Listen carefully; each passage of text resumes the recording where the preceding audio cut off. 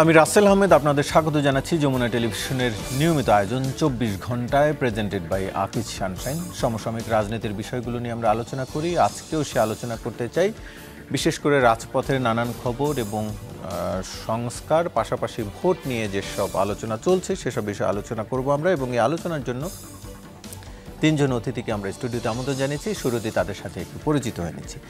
ডান দিক থেকে শুরু করছি জনাব আবু নাসের মোহাম্মদ রহমতুল্লাহ, বিএনপির নির্বাহী কমিটির সদস্য, আপনাকে আলোচনায় স্বাগত জানাচ্ছি।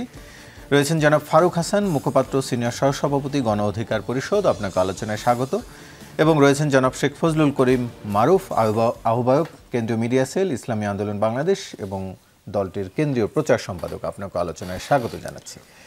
আলোচনা শুরু করছি জনাব শেখ ফজলুল করিম মারুফ, একটু আপনাকে দিয়েই গেল ২-৩ দিন ধরে যে বিষয়টি আলোচনায় রয়েছে প্রাথমিকের শিক্ষক নিয়োগের ক্ষেত্রে, বিশেষ করে যে গানের শিক্ষক, সঙ্গীতের শিক্ষক নিয়োগের প্রতিবাদ জানিয়েছেন আপনারা এবং পাশাপাশি আপনাদের দল পাশাপাশি এবং জামাত সহ কয়েকটি দলের পক্ষ থেকে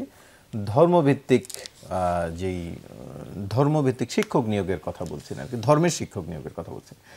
আমি একটু এটি নিয়ে আপনার কাছে জানতে চাই, পাশাপাশি একটু তথ্য দিয়ে আপনার কাছে প্রশ্নটা আসলে রাখতে চাই। বাংলাদেশে প্রায় ৪,০০০-এর বেশি স্বতন্ত্র ইবতেদায়ী মাদ্রাসা রয়েছে।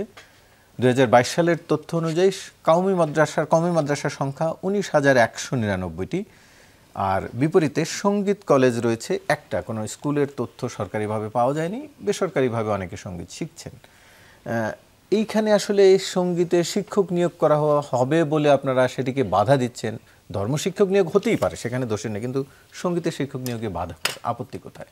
আচ্ছা, আলহামদুলিল্লাহ, যমুনা টেলিভিশনকে ধন্যবাদ আমাদেরকে আমন্ত্রণ জানানোর জন্য। আমরা আসলে গানের শিক্ষক নিয়োগ কেন তার চেয়ে বেশি আমরা জোর দিছি হলো ধর্মীয় শিক্ষক নিয়োগ দেওয়ার জন্য। আপনি শুরুতে যে বললেন মাদ্রাসার সংখ্যা, স্বতন্ত্র ইবতেদায়ী মাদ্রাসাগুলো অবস্থা যদি জানেন, দেখে থাকেন, একেবারে নাজেহাল। সেখানে বাচ্চারা যাইতেও পারে না, পড়াশোনার মানও খারাপ, শিক্ষকদের বেতন ভাতা একেবারে হয় না। আমাদের যে সাধারণ স্কুলগুলো আছে, আপনারা একটা জিনিস আমরা খুব ভালো করে জানি, আমাদের বাচ্চারা ক্লাস 3, 4, 5-এ উঠে যে পরিমাণ গণিত, ভাষা শিক্ষা হওয়ার কথা সেটা শিক্ষা হচ্ছে না। এমনকি আমাদের ছেলেরা ১২ বছর স্কুলে পড়েও ঢাকা বিশ্ববিদ্যালয়ের পরীক্ষায় ৯০% ফেল করতেছে। তার মানে কি, শিক্ষার যে মৌলিক যে উদ্দেশ্যটা, সাধারণ বিজ্ঞান, গণিত এবং ভাষাভিত্তিক দক্ষতা, এটা একেবারে তৈরি হচ্ছে না। আমাদের তো সেই জায়গায় মনোযোগ দেওয়া উচিত। সেই জায়গায় মনোযোগ না দিয়ে গানের উপরে মনোযোগ দেওয়ার কারণটা আমরা বুঝতেছি না। দ্বিতীয় বিষয় হলো, বাংলাদেশের কথাটা আজকে বলতে খারাপ শোনা যাবে, তারপরে বলে ফেলি, বাংলাদেশের দুর্নীতি যে হয়, দুর্নীতিটা কারা করে? এটা তো আর রিক্সাওয়ালারা করে না, শিক্ষিতরাই করে। এবং আরও সুনির্দিষ্টভাবে বলতে গেলে, যারা বাংলাদেশের সবচেয়ে মেধার পরীক্ষা উত্তীর্ণ হয়ে বিশেষ ক্যাডার হচ্ছেন, তারাই দুর্নীতিটা বেশি করতেছেন। তার মানে কি, আমাদের শিক্ষার সাথে সাথে নৈতিকতার হারটা অবনমিত হচ্ছে।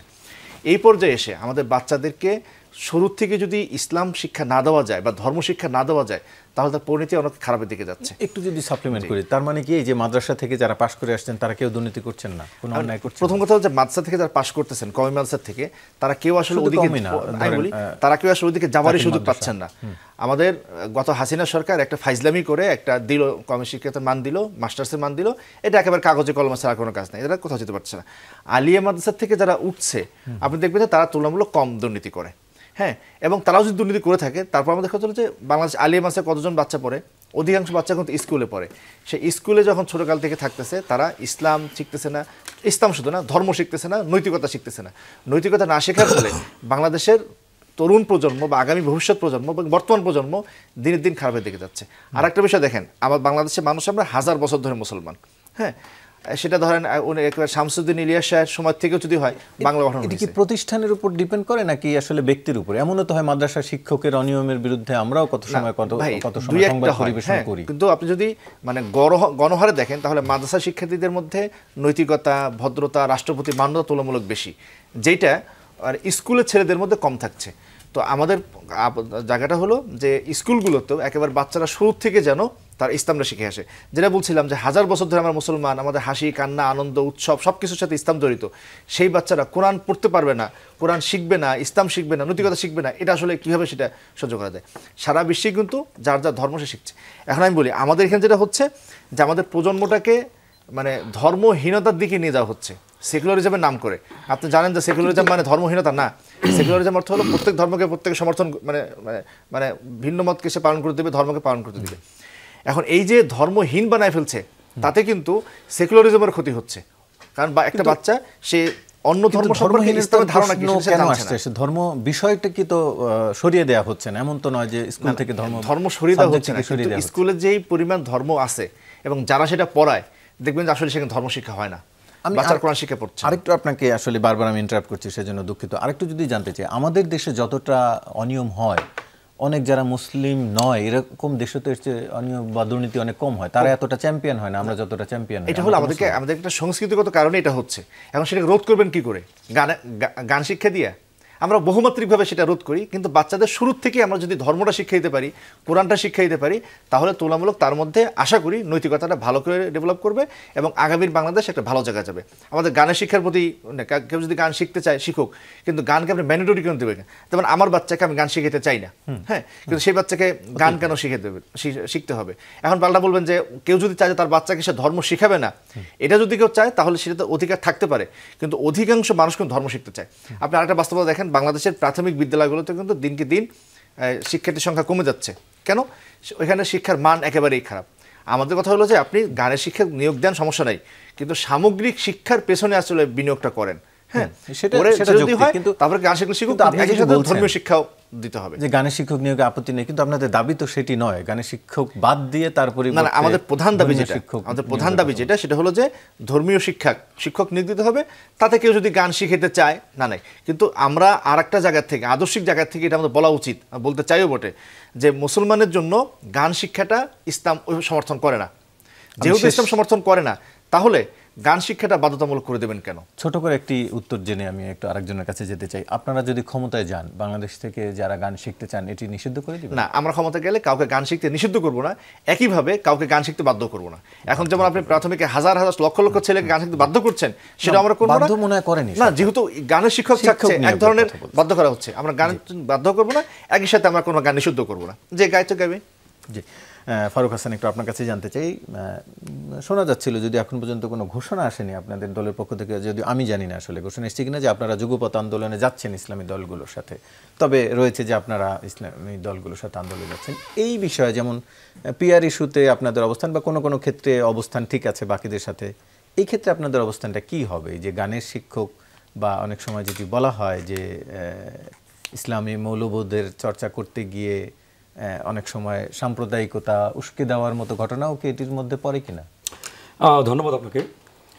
শুরুতেই বলে রাখি, এই যে বিতর্কটা ইতিমধ্যে আমরা রাজনীতির মাঠে জন্ম দিয়েছি, এটা আসলে কোন জায়গা থেকে আসছে, কাদের মাধ্যমে এই বিতর্কটার ধরেন যে আবির্ভাব, এটি পরিষ্কারভাবে একটি ভিনদেশী পরিকল্পনা।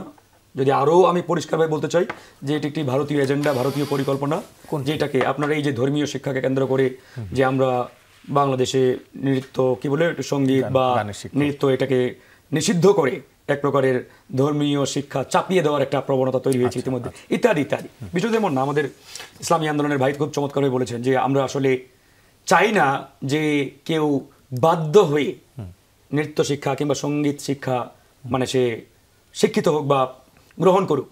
আবার একই সাথে ধর্মীয় শিক্ষাটাও মানে কেউ বাধ্য হয়ে পাঠ করুক কিংবা ধর্মীয় শিক্ষায় শিক্ষিত হয়ে উঠুক, এটা তো আমরা চাই না। মানে জিনিসটা হচ্ছে আসলে উইলিংলি, ইচ্ছাকৃতভাবে যার যেটা ইচ্ছা সেটা আসলে মানে আপনার আয়ত্ত করবে, পড়বে, যার যেটা ইচ্ছা। এখন আসেন আসলে বাংলাদেশে কোনটা আমাদের জরুরি বেশি? যেমন ধরেন আমরা বারবার বলে আসছি যে বিগত সময়ে আমাদের যে শিক্ষার যে কারিকুলাম, এই কারিকুলামে আমরা ধর্মীয় শিক্ষাটাকে সেভাবে প্রাধান্য দিয়ে আমরা কিন্তু দীর্ঘদিন ধরে এই প্র্যাকটিসটা করে আসছি। আমাদের ধর্মীয় শিক্ষাটা আলাদা ছিল, ইসলাম শিক্ষা নামে একটা বই ছিল। এখন প্রশ্ন করতে পারেন ভাই শুধু কি ইসলাম ছিল? না, একই সাথে যারা ভিন্ন ধর্মের, ধরেন যে হিন্দু, খ্রিস্টান, বৌদ্ধ, তাদের জন্য কিন্তু ধর্মীয় শিক্ষা ছিল। তারা হিন্দু ধর্ম শিক্ষা পড়েছে, আমরা যারা মুসলমান আমরা ইসলাম ধর্ম শিক্ষা বই পড়েছি, অন্যান্য ধর্মের তারা তাদের বইটা পড়েছে। তো এইভাবে আমরা আসলে ছোট থেকেই যে ধর্মীয় মূল্যবোধকে লালন এবং চর্চা করে আসছি, এই জিনিসটা বিগত 15-16 বছর আমাদের মধ্য থেকে এক প্রকারের এটাকে রাব আউট করে দেওয়া হয়েছে। কেন? কারণ যারা এই জিনিসটি করেছে তারা ভালো করেই জানে যে বাংলাদেশের শিক্ষার্থীরা, বাংলাদেশের একজন বাচ্চা বা একজন সন্তান বা একজন ক্ষুদে শিক্ষার্থী যখন ছোট থেকে তার মধ্যে ধর্মীয় মূল্যবোধ জাগ্রত হবে, বড় হয়ে সে কিন্তু আসলে ওই ধর্মীয় মূল্যবোধের মাধ্যমে তার যে প্র্যাকটিক্যাল লাইফের চর্চা, এই চর্চাটা কিন্তু সে করবে। যখন তার মধ্যে ধর্মীয় মূল্যবোধ থাকবে না, তখন কিন্তু স্বভাবতই তার মাধ্যমে নানা রকম যে অপকর্ম, অন্যায় কার্যক্রম কিংবা নানা রকম আপনার কি বলে ওটাকে আপনার ধরে যে বেআইনি কার্যক্রম, এগুলোতে সহজে ধাবিত হওয়ার একটা সুযোগ কিন্তু তৈরি হয়। এই জন্যই মূলত আমাদের পার্শ্ববর্তী দেশের পরিকল্পনাতেই আমাদের এই কারিকুলাম থেকে ইসলাম ধর্মটাকে অর্থাৎ ধর্মীয় শিক্ষাটাকে এক প্রকারের মানে মুছে ফেলা হয়েছে। আমরা ছোটবেলায় আমাদের পাঠ্যপুস্তকে 4 খলিফার জীবনী পড়েছি, হযরত মুহাম্মদ সাল্লাল্লাহু আলাইহি সাল্লামের জীবনী পড়েছি। এগুলো এখন নাই কেন হয়েছে? আচ্ছা, সিলেবাস পরিবর্তন। না, বিগত সময়ে তো আপনার ওটার নাম দিয়েছে নৈতিক শিক্ষা, নৈতিক ও মূল্যবোধ শিক্ষা বোধহয় কি এরকম নাম ছিল। তো যাই হোক, এইভাবেই আসলে জিনিসটাকে ওরা সামনে নিয়ে আসছে। তো এই বিষয়ে আমি আসলে খুব একটা আলোচনা করতে চাই না। আমাদের বক্তব্য পরিষ্কার, বাংলাদেশে যার যেটা ইচ্ছা সে সেটাই করবে। তবে মনে রাখতে হবে যে বাংলাদেশে কিন্তু 95% মুসলমান, সুতরাং মুসলিম সংখ্যা গরিষ্ঠ একটি দেশ। সেটাকে প্রাধান্য দিয়ে আপনার প্রত্যেকটি কর্মকাণ্ড, প্রত্যেকটি কার্যক্রম আপনার কিন্তু ফিট করতে হবে, আপনার ঠিক করতে হবে। এখন এখানে আমাদের ধর্মীয় শিক্ষাটা সবার আগে জরুরি, মানে ধর্মীয় শিক্ষক যেটাকে বলি আমরা, বা ধর্মীয় যে কারিকুলাম। একই সাথে আপনি ওই নৃত্য শিক্ষা, গানের শিক্ষা করেন, যার যেটা ইচ্ছা করবে। কিন্তু কোনটা আগে জরুরি? আপনি জরুরি যেটা, ইমার্জেন্সি যেটা, সেটাকে বাদ দিয়ে আপনি যদি ওই মানে কম গুরুত্বপূর্ণ যেটা সেটাকে হাইলাইটস করেন, সেটাকে অধিক প্রয়োজনীয় হিসাবে তুলে ধরার চেষ্টা করেন, তাহলে কিন্তু খটকাটা লাগে। এই জন্যই কিন্তু মূলত এই আলোচনা ইতিমধ্যে সামনে আসছে। তো যাই হোক, আপনি আরেকটি প্রশ্ন ইতিমধ্যেই করেছেন যে আমরা আসলে যুগপৎ আন্দোলনে কেন গেলাম না, ইত্যাদি ইত্যাদি। মানে আমরা শুনতে পাচ্ছি যে আপনারাও যাচ্ছেন। না, বিষয়টি আসলে এরকম নয়। আমাদের কথা হচ্ছে বেশ কয়েকটি ইসলামী রাজনৈতিক দল তারা যে দাবিগুলো ইতিমধ্যে তুলেছে এবং সামনে নিয়ে আসছে, যে জুলাই সনদের আইনি ভিত্তি, জুলাই সনদ অনুযায়ী আগামী জাতীয় নির্বাচন হতে হবে, পিআর পদ্ধতি, এবং আওয়ামী লীগের দোসর যারা জাতীয় পার্টি 14 দল, এদের কার্যক্রম নিষিদ্ধ করতে হবে। আমরা প্রত্যেকটা দাবির সাথে একমত। শুধুমাত্র পিআরের বিষয়ে আমরা আংশিক একমত। আমরা আসলে আপার যে হাউস, উচ্চকক্ষ, এখানে আমরা পিআর চাই। আমরা মনে করি এই মুহূর্তে যে আমাদের রাজনৈতিক এবং সামগ্রিক বাস্তবতা, এই বাস্তবতায় লোয়ার হাউজে এই মুহূর্তে পিআর বাস্তবায়নযোগ্য কতটুকু, এটি নিয়ে আমাদের সন্দেহ এবং প্রশ্ন রয়েছে। এই জন্যই আমরা বাকি প্রত্যেকটা দাবির সাথে কিন্তু আমরা একমত। তবে এখানে এই দাবিগুলোর জন্য আমরা একসাথে যুগপৎ আন্দোলন করবো ইত্যাদি ইত্যাদি, বিষয়টি এমন নয়। আমরা এই দাবিতে ইতিমধ্যে কিন্তু আন্দোলন করছি এবং আমাদের আন্দোলন চলমান রয়েছে। আজকেও আমরা প্রেস ক্লাবের সামনে বিক্ষোভ করেছি, সেখান থেকে আমরা স্পষ্ট করে জানিয়ে দিয়েছি যে জুলাই সনদের আইনি ভিত্তি অবশ্যই দিতে হবে এবং জুলাই সনদ অনুযায়ী আগামী জাতীয় নির্বাচন এই সরকারকে দিতে হবে। এবং আওয়ামী দোসর যারা, ফ্যাসিবাদের দোসর যারা বিগত 15 বছর আওয়ামী লীগকে একটা দানবীয় সরকারে পরিণত করেছে, আওয়ামী লীগকে ফ্যাসিবাদ হয়ে ওঠার পিছনে কাজ করেছে প্রত্যক্ষ এবং পরোক্ষভাবে, এদের রাজনীতি নিষিদ্ধ করতে হবে। এখন এই জায়গায় সরকার যদি কোনো ভেলকিবাজির আশ্রয় নেই, আমরা কিন্তু এটা কোনোভাবেই মেনে নেব না এবং সহ্য করব না। এখন আমি যদি ছোট্ট করে একটা উদাহরণ দিই, 3 জন চোর চুরি করতে গেছে, 3 জনেই ধরা পড়েছে। এখন চোরের সর্দার যিনি, তাকে আপনি ধরে শাস্তি দিলেন, ফাঁসি দিয়ে দিলেন, আর বাকি যে 2 জন সহযোগী, সেই 2 জনকে আপনি পুরস্কৃত করলেন, তাহলে এটাকে আপনি কি বিচার ব্যবস্থা বলতে পারেন? এটা কোনোভাবেই বিচার ব্যবস্থার মধ্যে পড়ে না। তাহলে আজকে দেখেন আওয়ামী লীগ যে কারণে দোষী, বিচারের মাধ্যমে প্রমাণ তো হতো না। 3 জনেই ধরেন জাস্টিফাই, 3 জনেই চোর, চুরি করতে গিয়ে ধরা পড়ছে। এখানে তো আর সাক্ষ্য প্রমাণের কিছু নেই ভাই, চুরি করতে গিয়ে ধরা পড়ছে। তো আপনি চোরের সর্দারকে শাস্তির আওতায় নিয়ে আসলেন, বাকি 2 জনকে পুরস্কৃত করলেন, তো এটা তো কোনোভাবেই বিচারের কাতারে পড়ে না। এখন আসেন, আওয়ামী লীগকে আপনি যে কারণে নিষিদ্ধ করেছেন, আওয়ামী লীগের প্রত্যেকটা অপকর্মের দায় কিন্তু জাতীয় পার্টি এবং 14 দলের। সুতরাং আওয়ামী লীগ যে সকল কারণে অপরাধী, ঠিক একই কারণে তার যারা সহযোগী ছিল তারাও অপরাধী। তাহলে আওয়ামী লীগের কার্যক্রম আপনি ইন্টারিম একটা ইনজাংশন দিলেন, একই সাথে বাকি তার সহযোগী যারা, তাদেরকে আপনি সেনা প্রোটোকলে পাহারা দিচ্ছেন। What is this? এটার মানেটা কি? তো সেই জায়গা থেকে আমরা স্পষ্ট করে বলেছি, এই দ্বিচারিতা আমরা আর কোনোভাবে অ্যাকসেপ্ট করবো না, কোনোভাবেই মানবো না। সরকারকে স্পষ্ট করে এই বিষয়ে পরিষ্কার সিদ্ধান্ত জানাতে হবে। ধরেন এখন বিএনপি নির্বাচনে আসলো, বা যদি বিএনপি ক্ষমতায় যায় এবং আপনারা এখন নির্বাচনে যাচ্ছেন বা যাবেন, বিএনপি অনিয়ম করলে সে অনিয়মের দায় আপনাদেরকেও নিতে হবে, কারণ আপনারা নির্বাচনে অংশ নিয়েছেন বা নিতে যাচ্ছেন। নির্বাচনে অংশ নেওয়া এক বিষয়, আর কারো অন্যায় অপকর্মকে প্রত্যক্ষভাবে সাপোর্ট দিয়ে সেটাকে লিগালাইজ করা আরেক বিষয়। যেমন ধরেন বিগত আওয়ামী আমলে এই যে গুম খুন ক্রস ফায়ার, এই যে বিএনপির শত শত নেতাকর্মীকে ক্রস ফায়ার দিয়ে হত্যা করেছে, হাজার হাজার নেতাকর্মীকে গুম করেছে, হাজার হাজার নেতাকর্মী ঘর ছাড়া করেছে, লক্ষ লক্ষ মামলা দিয়েছে। একটা মামলার বিরুদ্ধে জাতীয় পার্টি কিংবা 14 দল যারা পার্লামেন্টে ছিল, তারা কোনোদিন প্রতিবাদ করেছে যে এটা অন্যায়, বেআইনি, এটা করা যাবে না? এই যে ক্রস ফায়ার দিয়ে দিনের আলোতে প্রকাশ্যে বিএনপি জামাতের নেতাকর্মীদের হত্যা করেছে, একদিনের জন্য জাতীয় পার্টি এবং 14 দলের কোনো পার্লামেন্টারিয়ান, কোনো মন্ত্রী প্রতিবাদ করেছে, পার্লামেন্টে বলেছে যে এটা অন্যায়, এটা করা যাবে না? কেন করেছে? যারা পার্লামেন্টে আওয়ামী লীগের সহযোগী হয়ে পার্লামেন্টে গেলেন, তারা কিন্তু এই প্রত্যেকটা অন্যায় অপকর্মকে লিগালাইজ করেছেন, বৈধতা দিয়েছেন। সুতরাং তার প্রত্যেকটা অপকর্মের দায় তাদেরকে নিতে হবে। আমি এটি নিয়ে আপনার কাছে আরও প্রশ্ন রয়েছে, সেটি ফিরবো, তবে তার আগে জনাব আবু নাসের মোহাম্মদ রহমতুল্লাহ একটু আপনার কাছে জানতে চাই, কিছুদিন আগে মির্জা ফখরুল ইসলাম আলমগীর, বিএনপি মহাসচিব মির্জা ফখরুল ইসলাম আলমগীর বলেছেন, বাংলাদেশে দক্ষিণপন্থী রাজনীতির উত্থান হচ্ছে, সেজন্য আমি উদ্বিগ্ন। আমি বাংলাদেশের সবসময় একটা সত্যিকার অর্থে উদারপন্থী গণতান্ত্রিক বাংলাদেশ হিসেবে দেখতে চাই। কিছু কিছু দল মহিলাদের রাজনৈতিক ক্ষমতা তো দূরের কথা, তারা সামাজিক ক্ষমতায়ন করতে চায় না। এসব দলের যদি উত্থান হয় দেশে, তাহলে তো দেশ পিছিয়ে যাওয়া ছাড়া আর কোনো পথ থাকবে না। সেসব দলের উত্থান কতটা এগুলো বলে মনে করছেন? মির্জা ফখরুল ইসলাম আলমগীর মাসখানেক আগে মন্তব্যটি করেছিলেন। ধন্যবাদ আপনাকে। আপনার মাধ্যমে যমুনা টেলিভিশনের অসংখ্য দর্শক শ্রোতা এবং আমার সহ আলোচকবৃন্দ, তাদেরকে আমি ধন্যবাদ জানাচ্ছি। মির্জা ফখরুল ইসলাম আলমগীর সাহেব তো আমাদের দলের মহাসচিব। তিনি যেভাবে বলেছেন, পুরো কথাটা যদি আপনি একসাথে আনেন, এখানে দোষের কিছু নাই। দক্ষিণপন্থী বলতে দক্ষিণপন্থী দল তো বিএনপিও, বিএনপিকে একটু উদারপন্থী দল হিসেবে, সাধারণত মধ্যপন্থী দল হিসেবে দাবি করে। রাজনীতিতে ডানপন্থী দল বিএনপিকে বলা হয়, বামপন্থী হিসেবে আওয়ামী লীগকে বলা হয়। আওয়ামী লীগের সঙ্গে কমিউনিস্ট না, বিএনপি নেতারা নিজেদেরকে মধ্যপন্থী হিসাবে বলতে বেশি স্বাচ্ছন্দ্য বোধ করেন। না, বিএনপি নেতারা এইভাবে বলেন না। বিএনপি নিঃসন্দেহে ডানপন্থী রাজনৈতিক দলের মধ্যে বৃহত্তম রাজনৈতিক দল বিএনপি, ব্যক্তিগত মতামত আমার। এবং দক্ষিণপন্থী বলতে যেটা উনি মিন করেছেন বলে আমার কাছে মনে হয়, সেটা হচ্ছে উগ্রতা, ধর্মীয় উগ্রতা বা যে কোনো ধরনের উগ্রতা। ধর্মীয় উগ্রতা বললে আবার ইসলামপন্থী রাজনীতিবিদরা মনে করেন যে ইসলামী রাজনীতি করেন। ন, উগ্রপন্থা যদি সেটা অন্য ধর্মের কেউ হয়, সেটাও উগ্রপন্থা। কোনো দেশেই উগ্রপন্থা রাজনৈতিক উত্থান সেটা দেশের জন্য মঙ্গলজনক হয় না। যার কারণে এটা দক্ষিণপন্থী শব্দটা উনি হয়তো এমনিতেই বলেছেন, বাট আমি মনে করি বিএনপি দক্ষিণপন্থী অর্থাৎ ডানপন্থী রাজনৈতিক দল। এবং আমি তার সঙ্গে, যদি এটা উনি মিন করে না থাকেন, আমি ব্যক্তিগতভাবে আমার মতামত হচ্ছে উগ্রপন্থা, সেটা যদি ডানপন্থী হোক আর বামপন্থী হোক, উগ্রপন্থার উত্থান এটা আমাদের দেশের মানুষ কখনোই পছন্দ করে নাই, বিএনপিও পছন্দ করে না, এবং এটা কোনো দেশের জন্য মঙ্গলজনক বা শুভকর নয়।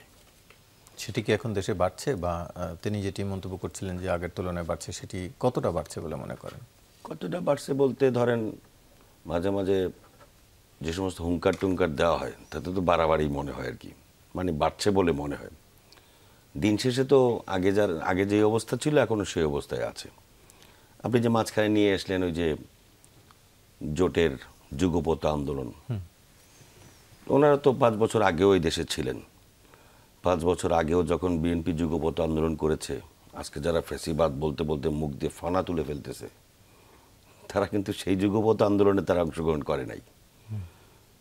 তারা মাঝে মাঝে বড় বড় অহংকার মেরেছে, কেউ আবার ব্যানার খুলে 5 মিনিটের ম্যানেজিং টাইপের মিছিল করে খুব প্রচার করেছে। কিন্তু স্বৈরশাসকের রক্তচক্ষুকে উপেক্ষা করে কোনো সভা সমাবেশ তাদেরকে করতে হয় নাই। বাস্তবতা হচ্ছে এখানে। আমি নাম ধরে যদি না বলি, ধরেন একটা ইসলামী রাজনৈতিক দল, যারা 14 সালের নির্বাচনের পর থেকে তাদের 10 বছর তাদের কার্যক্রম যদি আপনি পর্যালোচনা করেন, তাহলে দেখবেন যেই এক কর্নার থেকে তারা অর্গানাইজ পার্টি, এক কর্নার থেকে একটা মিছিল নিয়ে বের হয়েছে, ব্যানার নিয়ে, হয়তো পুলিশের সঙ্গেও যোগাযোগ ছিল, পুলিশ আসতে আসতে তাদের বাসি ফু দিয়ে আবার সব শেষ হয়ে গেছে। তো তাদের এই ধরনের ঝক্কি ঝামেলা, তারা কিন্তু এইটুক কাজ কিন্তু ওই সময় কিন্তু এরকম যুগপৎ আন্দোলন, অমুককে ক্ষমতায় আসতে দেওয়া হবে না, এইটা ছাড়া নির্বাচন করবে না, ওইটা ছাড়া নির্বাচন করবে না, এই সমস্ত কথা বলার কোনো উচ্চবাচ্য অন্তত 10 বছরে। আরও একটা ইসলামিক দল, তারা তো ওপেন ঘোষণাই দিয়ে ফেললো যে এইটা না হলে বিএনপিকে ক্ষমতা আসতে দেওয়া হবে না, ওপেন। তো এই সমস্ত কথাবার্তা কিন্তু আগে শুনি নাই।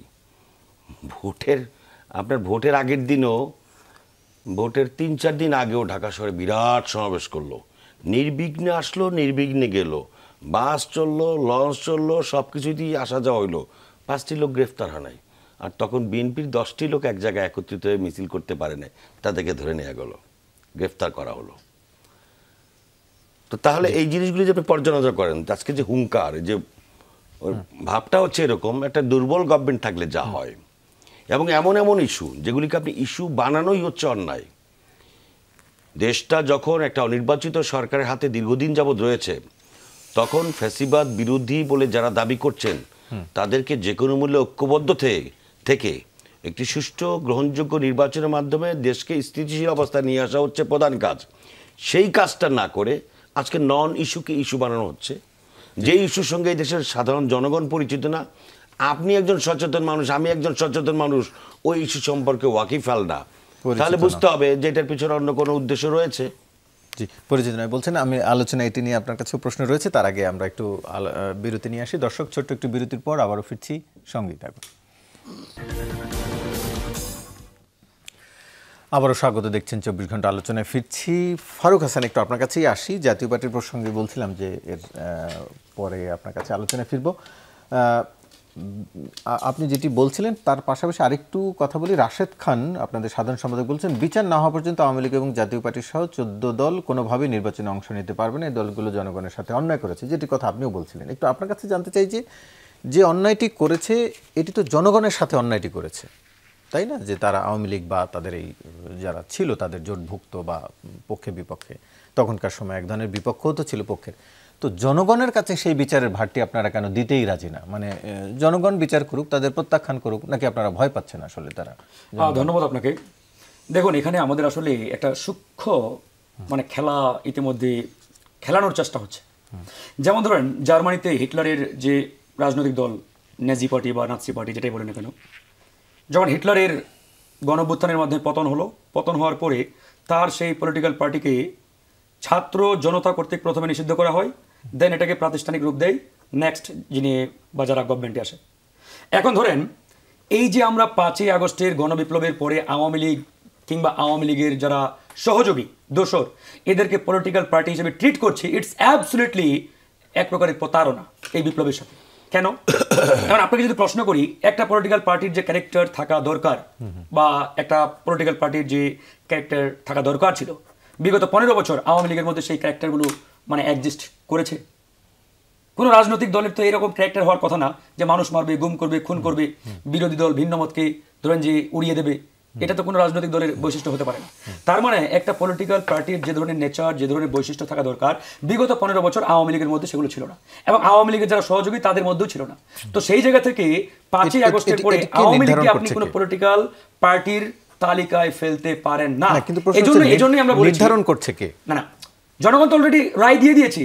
5ই আগস্ট আওয়ামী লীগকে বিতাড়িত করার মাধ্যমে জনগণ গণরায় দিয়েছে যে আওয়ামী লীগ হচ্ছে একটা ফ্যাসিস্ট সংগঠন, একটা উগ্রবাদী সংগঠন, একটা সন্ত্রাসবাদী সংগঠন, যে সংগঠন তার দেশের জনগণের সাথে এক প্রকারের যুদ্ধে লিপ্ত ছিল। জনগণ ছিল নিরস্ত্র, অপোজিটে তারা ছিল সশস্ত্র। সুতরাং এই জায়গা থেকে এরকম কোনো পলিটিক্যাল পার্টি আফটার বিপ্লব আর রাজনীতির মাঠে এক্সিস্ট করার কোনো এখতিয়ার রাখে না। সেই জায়গা থেকে 5ই আগস্ট আওয়ামী লীগ এবং আওয়ামী লীগের সহযোগীরা জনগণ কর্তৃক অলরেডি নিষিদ্ধ। জাস্ট এটাকে প্রাতিষ্ঠানিক রূপ দিতে গিয়ে এই সরকার ইতিমধ্যে যে টালবাহানা, যে আপনার ওই ছলচাতুরির আশ্রয় নিয়েছে, আমরা এখানে হতবাক। এটা তো এতদিন নেওয়ার কোনো কথা না। আপনি বিভিন্ন দেশের হিস্ট্রি অ্যানালাইসিস করেন, বিভিন্ন দেশের ইতিহাস পড়ে দেখেন, যেসব দেশে এরকম অটোক্রেসি কিংবা এরকম অটোক্রেটিক যারা আপনার মানে স্বৈর শাসক ছিল, তাদের পতনের পরে ওদের ওই রেজিমের কোনো আলামত আর কিন্তু বাংলাদেশের আগে গিয়ে শ্রীলঙ্কায় অভ্যুত্থান হয়েছে, সেখানে যারা অভ্যুত্থানে পরাজিত শক্তি তারা কি উৎখাত হয়ে গেছে? তাদের দল শ্রীলঙ্কা আর নেপালের যদি আপনি ওই বিপ্লব বা গণঅভ্যুত্থানের নেচার অ্যানালিসিস করেন আর বাংলাদেশের, টোটালি ডিফারেন্ট ভাই, টোটালি ডিফারেন্ট। আপনি শ্রীলঙ্কা অনেক আগে, প্রত্যেকটা দেশেরই একটা আলাদা আলাদা, আপনি যে উদাহরণ দিচ্ছিলেন নাৎসি বাহিনী, সেটিও আলাদা প্রেক্ষাপট ছিল, প্রত্যেকটাই আলাদা আলাদা। ওই গণবিপ্লব কাদের বিরুদ্ধে হয়েছে? শ্রীলঙ্কার গণবিপ্লব হয়েছে কারাপশনের বিরুদ্ধে, মোস্টলি কারাপশন। একই সাথে আপনি যদি নেপালের গণবিপ্লবের কথা বলেন বা গণঅভ্যুত্থানের কথা বলেন, এটা কিন্তু কারাপশনের বিরুদ্ধে। সুতরাং আর বাংলাদেশের যে গণবিপ্লব, এটা কিন্তু নট অনলি কারাপশন, সামগ্রিকভাবে বাংলাদেশের যে কাঠামো, রাষ্ট্রীয় যে প্রতিষ্ঠান, সাংবিধানিক যে প্রতিষ্ঠান, সরকারের যে ভিতরের ফাংশন, প্রত্যেকটা বিষয়ের বিরুদ্ধে এদেশের ছাত্র জনতা কিন্তু জেগে উঠেছে। আমরা আজকে কেন বলছি যে 72 সংবিধান ইজ অ্যাবসলিউটলি আপনার কি বলে এটাকে, মানে এটা একটা জনগণের সাথে আর যায় না। এই সংবিধান জনগণের আকাঙ্ক্ষা বাস্তবায়ন করতে পারে নাই। বিগত 54 বছর এই সংবিধান জনগণকে জনগণের বাংলাদেশের পরিবর্তে স্বৈরতান্ত্রিক বাংলাদেশ উপহার দিয়েছে। তাহলে কি করতে হবে? এই সংবিধান ফেলে দিয়ে নতুন সংবিধান লাগবে। এই যে নতুন মানুষের অধিকার নিশ্চিত করবে, এটা নতুন সংবিধান করলে মানুষের অধিকার নিশ্চিত হবে। অফকোর্স আজকে আমার এই সংবিধান কি দিয়েছে উপহার আমাকে? এই সংবিধান এক ব্যক্তি কেন্দ্রিক সংবিধান। এই সংবিধানে দেশের ছাত্র জনতা কৃষক শ্রমিকের কথা বলে না, যার উপরে বেজ করে সংবিধান লেখা হয়েছে। আমার মহান মুক্তিযুদ্ধের স্পিরিটকে কেন্দ্র করে এই সংবিধান রচিত হয়েছে। মুক্তিযুদ্ধের স্পিরিট কি ছিল, আকাঙ্ক্ষা কি ছিল? যে সাম্য প্রতিষ্ঠা হবে, ন্যায় বিচার হবে, আপনার ওই জনগণের আপনার মানবিক অধিকার প্রতিষ্ঠা করবে। এটাই তো মুক্তিযুদ্ধের স্পিরিট ছিল, চেতনা ছিল। কিন্তু আপনি এই সংবিধান খুলে দেখেন তো, মুক্তিযুদ্ধের ওই আকাঙ্ক্ষা, ওই স্পিরিট এই সংবিধানে কতটুকু রিফ্ল্যাক্ট হয়েছে? এই সংবিধানে আমার কৃষকের কথা কোথায় আছে? আমার শ্রমিকের কথা কোথায় আছে? ছাত্র দিনমজুর তাদের কথা কোথায় রয়েছে? নেই। তাহলে এই সংবিধান কাদেরকে কেন্দ্র করে, কাকে কেন্দ্র করে লেখা হয়েছে? এক ব্যক্তিকে কেন্দ্র করে। সুতরাং এই সংবিধান আমার জনগণের কথা বলে না, আমার দেশের কথা বলে না। আপনি যদি এই সংবিধানকে দিয়ে আমাকে এখন এই গণবিপ্লবের পরে নতুন বাংলাদেশ উপহার দেওয়ার মানে নতুনত্ব দেখান, এটা তো আসলে ভাই নতুন সংবিধান হলেই মানুষের অধিকার নিশ্চিত হবে, এটা কি বলা যায় আসলে? অফকোর্স বিগত সংবিধানে এক ব্যক্তির হাতে সকল ক্ষমতাকে কুক্ষিগত করে রাখা হয়েছিল। এক ব্যক্তি যখন দলীয় প্রধান হয়, একই সাথে সরকার প্রধান, একই সাথে সংসদ নেতা, তাহলে ওই ব্যক্তি তার যা ইচ্ছে তাই করবে অটোমেটিক্যালি। এই যে এক ব্যক্তির হাতে একচ্ছত্র ক্ষমতা কুক্ষিগত করে দেওয়ার যে এখতিয়ার, এটাকে দিয়েছে সংবিধান দিয়েছে। তাহলে আমাদেরকে নতুন সংবিধান রচনা করতে হবে যে সংবিধানে এক ব্যক্তির হাতে একচ্ছত্র ক্ষমতা থাকবে না, এক ব্যক্তি একাধিকবার প্রাইম মিনিস্টার হতে পারবে না, প্রেসিডেন্ট হতে পারবে না। তাহলে দেখবেন যখন একজন ব্যক্তি একটা সারাউন্ডিংস এর মধ্যে চলে আসবে,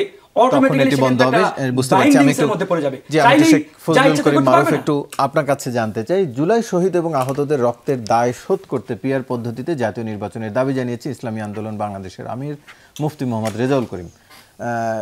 এইটির সাথে পিআরের সাথে জুলাই শহীদ এবং আহতদের রক্তের দায়, এটিকে মানে যে আওয়ামী লীগ যেভাবে মুক্তিযুদ্ধ এবং স্বাধীনতার চেতনা ব্যবহার করে রাজনীতি, সেরকম হয়ে গেল না ব্যাপারটা? না, আমি আপনি প্রশ্নটা করছেন, খুব চমৎকার একটা প্রশ্ন করছেন। তার শুরুতে তার আগে আমি রহমতুল্লাহ ভাইকে ধন্যবাদ জানাই, তিনি সত্যটা স্বীকার করেছেন যে আসলেই বিএনপিটি দক্ষিণপন্থী দল। একই সাথে সাথে আমি রহমতুল্লাহ ভাইয়ের সাথে দ্বিমত পোষণ করি শ্রদ্ধা রেখে, যে তিনি বলছেন যে আমরা যে যুগপৎ আন্দোলন করছি সেখানে ইস্যু নয় এমন বিষয়গুলোকে ইস্যু আনছি। তাহলে দেখেন আমার দাবিগুলো কি?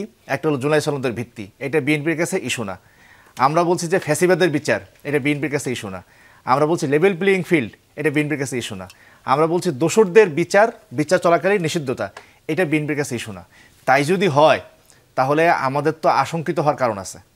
দ্বিতীয় যে বিষয়টা, হ্যাঁ পিআর নিয়ে ওনাদের আপত্তি আছে, কিন্তু বাকি যেটা তো বিষয় তো রহমতুল্লাহ বললেন যে আমার নন ইস্যু বানাচ্ছি। এখন আপনি যে সুনির্দিষ্ট প্রশ্নটা করেছেন যে জুলাই শহীদের রক্তের দায় শোধ করার জন্য পিআর নির্বাচন কেন, ফারুক ভাই কথাটা আনছিলেন, তার সূত্র ধরে আমি বলি। আপনারা ৭২ সংবিধানের পেছনে যে গণপরিষদের যে দলিল, সেটা নিয়ে আমাদের বর্তমান আইন উপদেষ্টা আসিফ নজরুল স্যারের একটা বই আছে, সেখানে তিনি বিস্তারিত বলেছেন যে প্রত্যেকটা ধারার পেছনে, প্রত্যেকটা অংশের কী কী কারণ ছিল। সেখানে ছাত্রদের কথা, শ্রমিকদের কথা সব আছে। কিন্তু সমস্যাটা হলো যে সিস্টেমটা ডেভেলপ করা হয়েছে, সেই সিস্টেমটা একটা সাংবিধানিকভাবে স্বৈরতন্ত্র প্রতিষ্ঠা করে। এখন আমরা এখানে পিআর সাথে জুলাই রক্ত কেন চাইছি, মানে সম্পর্কিত কেন করছি, জুলাইটা আসলে কেন হয়েছে? বিএনপির কথাবার্তা শুনলে মনে হয় জাস্ট ক্ষমতার পালাবদল করার জন্যই বোধ হয়, নির্বাচন করার জন্যই বোধ হয় জুলাই হয়েছে। আসলে কিন্তু জুলাই তা হয় না। আপনি যদি বিগত রাজনৈতিক ইতিহাস দেখেন যে সেজন্য কিন্তু জুলাই না, জুলাইটা হয়েছে হলো বিগত 54 বছরের যে জঞ্জাল জমে আছে রাষ্ট্রপতিরা পরতে সেটাকে মানে ধুয়ে মুছে শেষ করার জন্য। দ্বিতীয়ত হলো আগামীতে বাংলাদেশের জন্য কোনো স্বৈরতন্ত্র প্রতিষ্ঠা না হয় সেটা নিশ্চিত করার জন্যই জুলাই। এখন বাংলাদেশের যে সংবিধানটা আছে এবং বিগত কয়েক মাস ধরে জাতীয় ঐক্যমত্য কমিশনের যে সংস্কারগুলো হয়েছে, একটাতেও জুলাইয়ের প্রধান যে চাহিদা আগামী স্বৈরতন্ত্রকে বিলুপ করা, তার কোনো ব্যবস্থা নিশ্চিত করা যায় নাই। দেখেন এনসিসিটাকে করা গেল না, সাংবিধানিক প্রতিষ্ঠানের প্রধানকে নিয়োগ দেওয়ারটা সংশোধন করা গেল না। 70 ক্লসটা সংশোধন করা হয়েছে, কিন্তু দেখছেন যে সেখানে কিন্তু দলের বিপক্ষে ভোট দেওয়ার সুযোগ রাখা হয় নাই, মানে অনাস্থা ভোটের সুযোগ রাখা হয় নাই। এখন বাংলাদেশের যে সংস্কৃতি, তাতে অনাস্থা ভোটে যদি না রাখা হয়, দলের বিপক্ষে ভোট দিলে তার পদ থাকবে। বদরুদ্দোজা চৌধুরীর মতো একজন বিএনপির একজন কিংবদন্তি নেতা, তিনি বিএনপির বিরুদ্ধে যাওয়ার কারণে তাকে রাষ্ট্রপতি থেকে পালাইতে হয়েছে। এখন আমরা কি করে মনে করি যে 70 ক্লজের সুযোগ নিয়ে কেউ একজন সংসদের বিপক্ষে বলে তার পদ থাকবে না? তার মানে কি আক্ষরিক অর্থে সংবিধানের কোনো পরিবর্তন হয় নাই, স্বৈরতন্ত্র প্রতিষ্ঠার সবগুলো রাস্তা খোলা আছে। সেখানে আমরা বলছি পিয়ারটা যদি হয় তাহলে সকল রাজনৈতিক দলের একটা প্রতিফলন থাকবে সংসদে, এবং সংসদে একক সংখ্যাগরিষ্ঠতা পাবে না, একটা জোট সরকার করতে হবে। এখন এটা বললেই বলবে যে এটা দুর্বল সরকার আসে, নেপালের উদাহরণ দেবে। আমি আগের থেকে বলে রাখি ভাই, নেপাল আর বাংলাদেশ এক জিনিস না। আমরা 47 একবার রাজনৈতিক বোঝাপড়া স্বাধীন হয়েছি, 47 থেকে 71 বোঝাপড়া করছি, 71 পরে 54, আমরা নেপাল এক জিনিস না। এখন এটা আমাদের করতে হবে কেন, যে সংসদে কোনো অবস্থায় যেন কোনো দল এককভাবে সংখ্যাগরিষ্ঠ না হয়ে ওঠে। এর পিয়ারটা বিএনপির জন্য ভালো। আপনি যদি বিগত ইলেকশনগুলোকে খেয়াল করে দেখেন, ক্যালকুলেশন করে, মাত্র 4-5% ভোটের ব্যবধানে আসন সংখ্যা অনেক বেশি বদলে গেছে, অল্প ব্যবধানে অনেক দল বেশি ক্ষমতা হয়ে যাচ্ছে। সেই জায়গা থেকে উঠে আসার জন্য জুলাইয়ের যে প্রধান চাহিদা স্বৈরতন্ত্রকে বিলুপ করা, সেটা বাংলাদেশে পিয়ার ছাড়া আর কোনো পদ্ধতি নেই। সেজন্যই আমরা পিয়ারের সাথে জুলাইয়ের রক্তকে আমরা জুলাইয়ের যে আন্দোলন, সেটার সাথে কি পিয়ারের আসলে কোনো পিয়ারের সম্পর্ক নাই। সম্পর্কটা হলো স্বৈরতন্ত্রকে রোধ করা, স্বৈরতন্ত্র রোধ করার জন্য পিয়ারই একমাত্র পদ্ধতি বলছেন। একটু যেতে চাই আবু নাসির মোহাম্মদ রহমতুল্লাহ, একটু আপনার কাছে জানতে চাই, যেটি তিনি বলছিলেন আমি আরেকটু যোগ করি। আজকে বিএনপি স্থায়ী কমিটির সদস্য সালাউদ্দিন আহমেদ বলেছেন আলোচনা রেখে রাজপথে যাওয়া স্ববিরোধিতা। এটি আপনিও কথায় অনেকটা সেরকম বলছেন যে পরিচিত না সেরকম বিষয় নিয়ে রাজপথে ইস্যু তৈরি করা হয়েছে। পরিচিত তো আসলে জুলাই আন্দোলনটাও বাংলাদেশের জন্য পরিচিত ছিল না, কেউ কল্পনাই করেন আওয়ামী লীগের মতো একটি দল এভাবে দেশ ছাড়তে বাধ্য হবে। তাই বলে কি এরকম পরিচিত না বলে কিছু কি নতুন করে যুক্ত হবে না দেশে? অনেকগুলো বিষয় তো। প্রথমত আমার ভাই যেটা বলেছেন মারুফ সাহেব, সেটা হচ্ছে যে নন ইস্যু কিনা, এই প্রশ্নটা তুলছেন তো। আপনি যেই দাবিগুলো নিয়ে রাজপথে কর্মসূচি দিচ্ছেন, সেই কর্মসূচিগুলির আলোচনা কি শেষ হয়ে গেছে সবগুলো? একটু আগেই তো কথা হচ্ছিল যে ঐকমত্য কমিশনের সামনে আরোই আছে। তো ঐকমত্য কমিশনকে চাপ প্রয়োগ করবার জন্যই কিন্তু এই ইস্যুগুলিকে রাজপথে নামা হচ্ছে। তো আপনি নাম রাখলেন ঐকমত্য কমিশন, ঐকমত্য করবেন, আর সেখানে চাপ প্রয়োগ করে ঐক্য জোর করে আদায় করবেন, এটাও তো এক ধরনের ফ্যাসিবাদী আচরণের মধ্যে পড়ে। নাম্বার 1। নাম্বার 2 হচ্ছে, ভাই আমার বললেন যে পিআর তো আসলে বিএনপির জন্যই ভালো, কিন্তু বিএনপি এটা বুঝে না। দুঃখজনক হলে সত্য, এটা বুঝলো ইসলামী আন্দোলন বাংলাদেশ। ভাই পিআর তো আওয়ামী লীগের জন্য ভালো। এই পিআরের মাধ্যমে একমাত্র ফ্যাসিবাদী এর সুবিধা ভোগ করবে। বাংলাদেশের স্বতন্ত্র লীগ পয়দা হবে, বাংলাদেশ স্বতন্ত্র লীগ না ভাই না, তাদের 3 নম্বর 4 নম্বর ক্যাটাগরির নেতারা সেখানে নির্বাচনে যাবে। হ্যাঁ, আরেকটা লাভ আছে, আরেকটা লাভ হচ্ছে, সেটা হচ্ছে ধরেন স্বতন্ত্র তো এইভাবে আরেকটা আছে, এমন রাজনৈতিক দল আছে, আমি নাম না ধরে বলি, এমন রাজনৈতিক দল আছে যে রাজনৈতিক দলের 1 থেকে 5 নম্বর পর্যন্ত করে নেতারা সংসদে যাওয়ার মতো এলাকা তাদের নাই। অতীত ইতিহাস, আমি জোর করে বলতে চাই না, অতীত ইতিহাস পর্যালোচনা করলে আপনি যাদের কথা বললেন হুঙ্কার টুঙ্কার দেয় খুব জোরে সোরে, তো তাদের 1 থেকে 5 নম্বর পর্যন্ত তাদের দলের নেতারা যদি না যায়, যাবে কারা? যাবে 80 নম্বর বা 81 নম্বরের একজন হঠাৎ করে বাই চান্স কাটাকাটির মধ্য দিয়ে ফাঁক দিয়ে জিতে গেছে, এরকম একজন এমপি হবে। তো তারে সে এমপি হবে, আর সারা বছর যারা নেতাগিরি করলো তাদেরকে জনগণ ভোট না দিলে তারা তো এমপি হতে পারবে না। সো তাদের জন্য পিআরটা খুবই জরুরি। আর দরকার আওয়ামী লীগের জন্য। আপনি যদি স্বতন্ত্র লীগ নাও ধরেন, আওয়ামী লীগের পছন্দের বহু রাজনৈতিক দল এখন নিবন্ধিত আছে, আপনি কি সব নিবন্ধন বাতিল করে দিবেন? তাহলে আপনি ফ্যাসিবাদের বিরুদ্ধে কথা বলেন কেন? আপনি জনগণের উপর আস্থা রাখতে পারেন না। আপনি তো কমিউনিস্ট পার্টি নিষিদ্ধ করতে বলবেন না, কারণ কমিউনিস্ট পার্টি সারা দেশে ভোটই আছে কত। ভাই বেয়াদবি নাম হলে একটু কথা ছিল ভাই পরে। কমিউনিস্ট পার্টি আপনি নিষিদ্ধ করবেন না কেন? কমিউনিস্ট পার্টি নিষিদ্ধ করবেন না এই জন্য সারা দেশে মিলেই তো 10,000 ভোট বা 50,000 ভোট বা 1 লাখ ভোট। সো এটা নিয়ে আপনার মাথা ব্যথা নেই। আপনার আওয়ামী লীগের যে রাজনৈতিক কৌশল, তারা যে কৌশলী রাজনীতি করে বা এক্সপার্ট, এটা আমাদের ভুলে গেলে চলবে না। তারা যে কোনো একটা ঠুনকো নামের উপরে নির্বাচন করে তাদের লোকদেরকে তারা ভোট দেওয়া দিবে, চান্স হচ্ছে এইটা বেশি। এখন আপনি 33 নম্বর পাইলেন 8 সাবজেক্টে, সব সাবজেক্টে আপনার গড়ে 33 নম্বর পাইলেন, পুরো সব সাবজেক্ট 5 সাবজেক্টে ফেল করলেন, তো এখন তাকে তো আপনি পাস বলতে পারবেন না। এখন পিআরের বিষয়টা কিন্তু এরকম। সবচেয়ে বড় কথা হচ্ছে, আপনি 6 মাস আগেও তো এই পিআরের নামক জিনিসের সঙ্গে আমরা পরিচিত ছিলাম না। না পিয়ারের ভাই, কথা আসলে বলছিল আমরা বিভিন্ন যে- এর আগে থেকে পিয়ারের কথা বলি। নির্বাচন আট থেকে পিয়ার থেকে নির্বাচন বলি ভাই। কমিশনও পিয়ারের বলছে কথা বিভিন্ন দল। দৃশ্যমান কবে হয়েছে? 8 থেকে 2008 দৃশ্যমান হচ্ছে আমি তো রাজনীতি করি। নির্বাচন আটে- কমিশনে আটে- বিভিন্ন আটে- দল আটে- দাবি আটে- জানিয়েছে আটে- এটি আটে- অবশ্য। আমার বয়স বেশি। বেশি ভাই। আপনি 2008 থেকে করতেছেন, আপনি যে বড় বড় মিটিং করলেন আওয়ামী লীগের আমলে, তখন তো কোনোদিন পিয়ারের ব্যাপারে বললেন না যে পিয়ার না তখন তো হলে ভাই, আপনার কথা- আওয়ামী লীগের না, না, না, নির্বাচন করতে দেওয়া তখন হবে তো না। আসলে রাজনীতিকরা আপনি তো- পরিস্থিতি আপনি ফেরত তো আনার দাঁড়ায় কথা, বললেন কাকা, কি ভাই।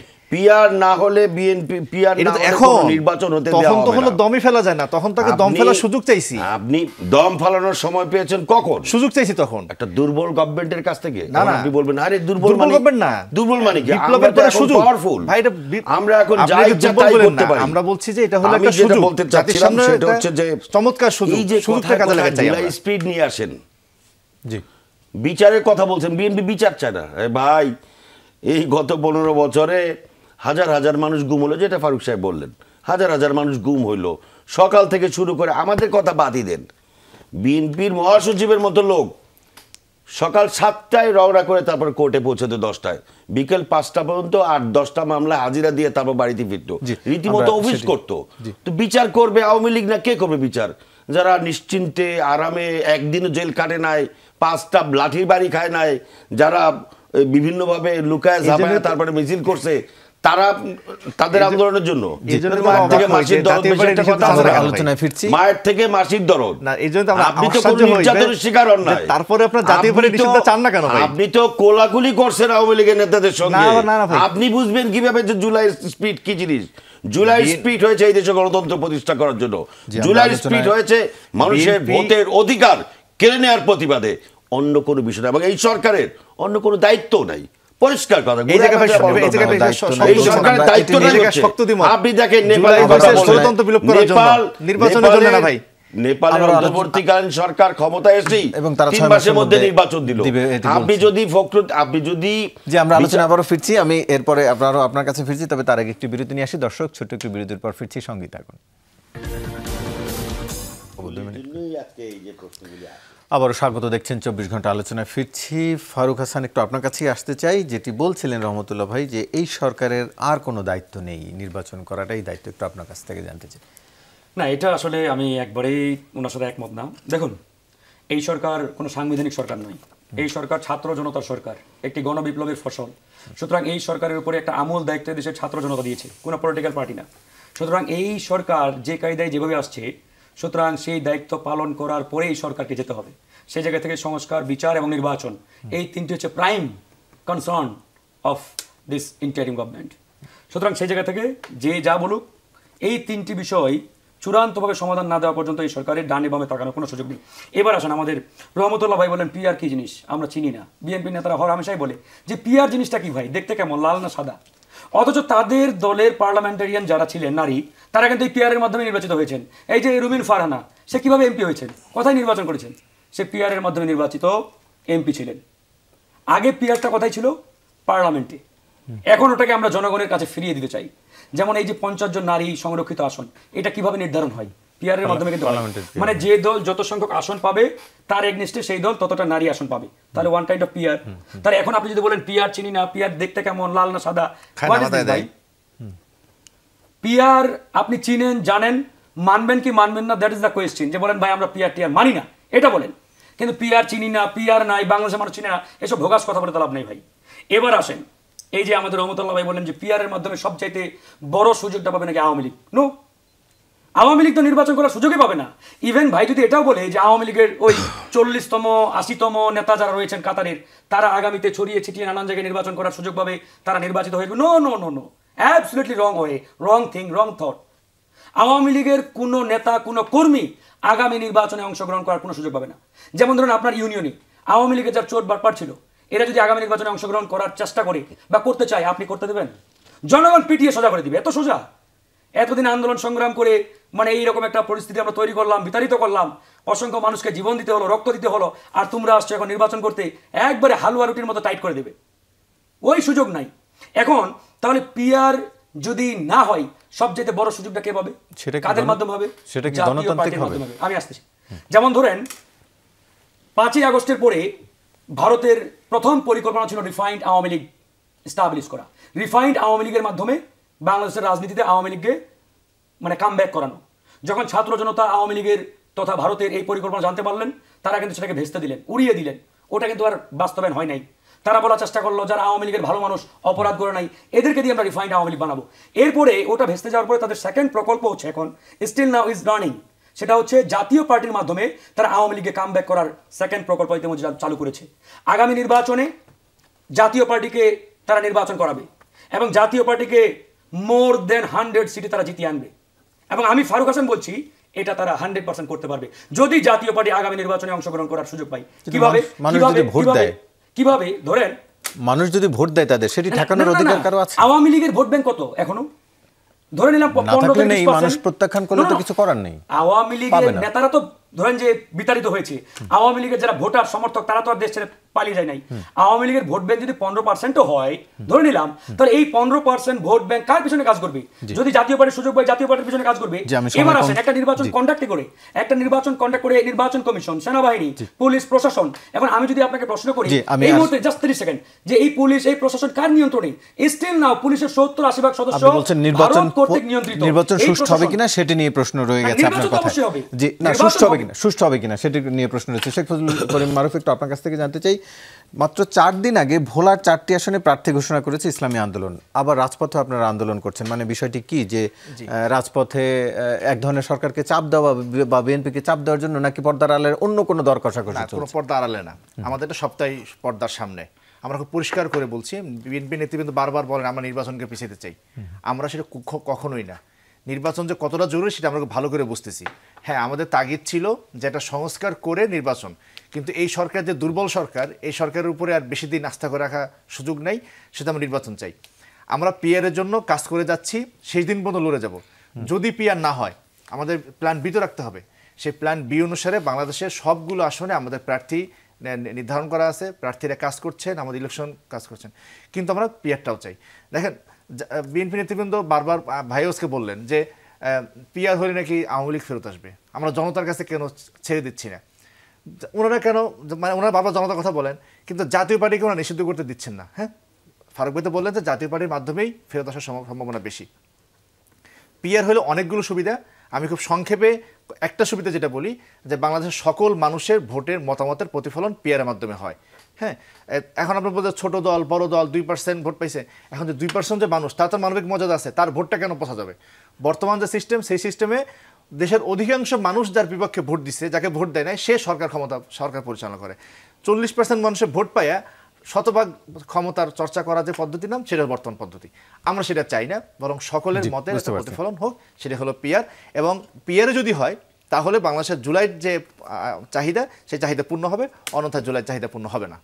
জি, আর বিএনপি নেতৃবৃন্দকে খুব ভালোভাবে বলা যে সব জায়গায় ষড়যন্ত্র তত্ত্ব খুঁজেন না, আমরাও নির্বাচনের জন্য আছি, দেশের জন্য আমার কাজ করতে, সব জায়গায় ষড়যন্ত্র দেখেন না, এটা আওয়ামী লীগের একটা চিন্তা।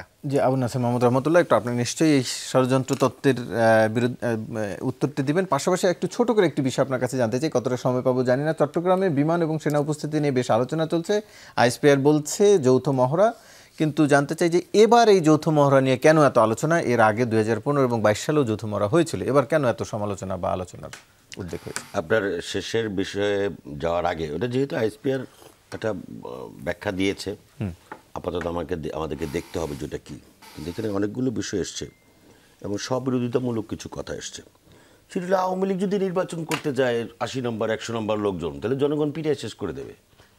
কিন্তু জাতীয় পার্টি যদি করে, তাহলে জাতীয় পার্টির মাধ্যমে আবার আওয়ামী লীগ 100 আসন পাবে।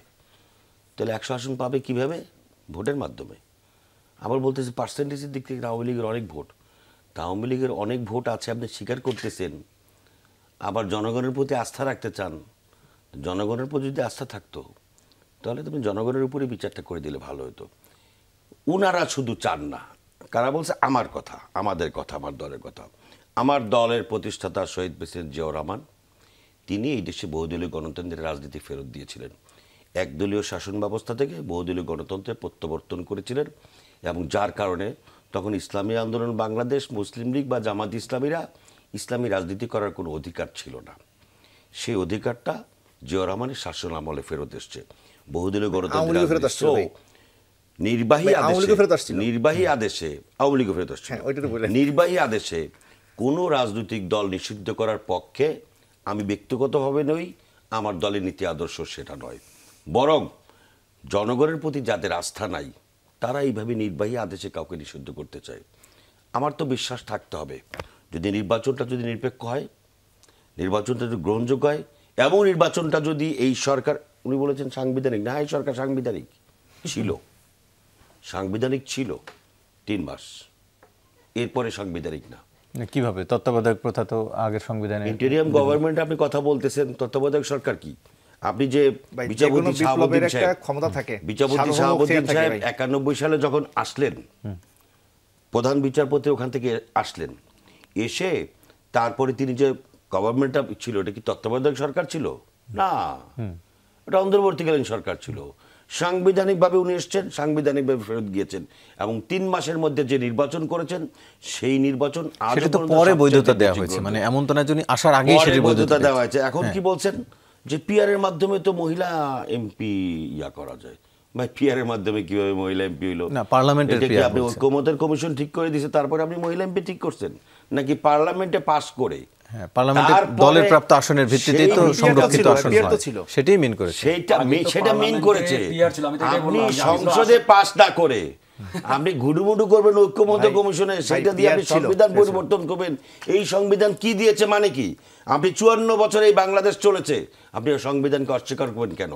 সংবিধানের যদি কোনো জায়গায় আপনার মতভেদ থাকে, মতানৈক্য থাকে, আপনি জনগণের কাছে যান, আমি সংবিধানের এই বিষয়গুলো আমি সংশোধন করব। জনগণ আপনাকে পছন্দ করবে, আপনাকে ভোট দেবে, আপনি এসে সংসদে সেটা পাস করবেন, সংসদ সেটা এখানে একটা কথা কিন্তু পরিবর্তন বলা করবে। আপনি খুব জরুরি। জোর করে বলতেছেন এইটা করতে হবে, ওইটা করতে হবে, রহমান ভাই, একটা কথা খুব সংবিধান জরুরি। দিয়ে করতে হবে। আপনি সংবিধান মানেন না। আপনি এতদিন কিসের ভিত্তিতে ভাই, এই দেশ একটা কথা কিন্তু চালাইছেন? খুব জরুরি। এখানে একটা কিসের কথা- ভিত্তিতে আপনার ভাই, রাজনৈতিক দল ভাই, চলছে? একটা কথা বলা কিসের উচিত, ভাই। ভিত্তিতে নির্বাচন হয়েছে? কিসের ভিত্তিতে নিবন্ধিত হয়েছে? এগুলি সব বিরোধিতা কথা বলা বলুন। ভাই, একটা কথা আপনি খুব ইচ্ছা জরুরি, আমি করলেই ভুলে দেশের যাচ্ছি। একটা সংবিধান ইচ্ছা করলে আপনি কেটে ছেড়ে দিতে পারেন না। আপনি সংশোধন করতে পারেন। সংবিধান কোনো লিখিত বাইবেল, কোরআন এগুলো কিছু না। আপনি সংশোধন করবেন, আপনি জনগণের ম্যান্ডেট নিয়ে আসেন। জনগণের ম্যান্ডেটকে যদি আপনি ভাই, ভয় সংবিধান পান, বাতিল করা যায়। জনগণের ম্যান্ডেটকে যদি আপনি ভয় পান, তখন আপনি এই যে ডানে ভাই, বামে আমরা ইয়া এই জন্য তো করবেন। PR চাই। ওই PR চাই তো এই রাজশাহীতে কারণেই। 2000 আর খুলনাতে 3000, না, বরিশালের 5000, এগুলি মিলে তারপর আমরা 3 জন। আপনি কি ওই 2000 মানুষের ভোট দিবেন না? রাষ্ট্র পরিচালনা? PR এর কিন্তু মাধ্যমে ওই 2000 মানুষ তো- পিছনের আপনি কি- রাস্তা দিয়ে ক্ষমতায় পিছনের যাওয়া রাস্তা কেন বলে হবে ভাই? অনেকে। আপনি 2000 মানুষের ভোট PR এর দিবেন না? মাধ্যমে এই লোকগুলিকে 2000 ভাই, মানুষ যে যদি হয়, আলোচনা- ওই যে বললাম ভাই, যে 2000 আপনার মানুষের ভোট দিবেন না আপনি? ওই যে বললাম যে আপনি গড়ে 2000 33 যে আলোচনা শেষ করতে হচ্ছে, আপনাদের একটা- তিনজনকে একটা- আপনি একটা- এত তিনজনকে বছর ধন্যবাদ পর্যন্ত জানাচ্ছি এই আলোচনার কথা জন্য। নয়, দর্শক, ছোট এই কথা ছিল নয়, আজকে সেটা হলো 24 ঘন্টার যে আয়োজন। দাবি সাথে শুধুমাত্র থাকার আওয়ামী জন্য লীগের স্বার্থ, ধন্যবাদ ভারতের সবাইকে। এজেন্ডা বাস্তবায়ন।